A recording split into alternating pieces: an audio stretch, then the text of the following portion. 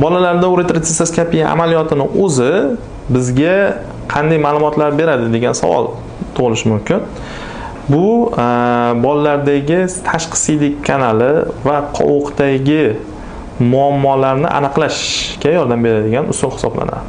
Ya'ni tashqi siydik kanalidagi qaysidir bir qismida torayishlar yoki klapan, divertikul shunga o'xshash holatlarni aniqlash uchun siydik qopini kirib ko'rganimizda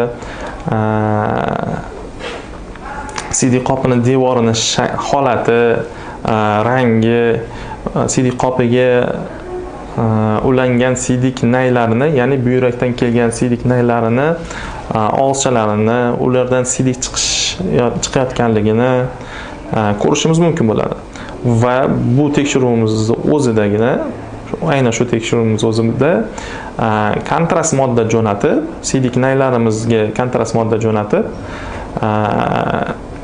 buyrakkacha bo'lgan siydik yo'llarimizni ham rentgen tekshiruvi yordamida tekshirishimiz mumkin bo'ladi. Bu bizga juda katta ma'lumot beradi. Bu asosiy bir bolalardagi tekshiruvlarimizdan bittasi hisoblanadi. Ya'ni invaziv usulimizda o'z navbatida biz uchun katta ma'lumot berish mumkin bo'lgan tekshiruv hisoblanadi.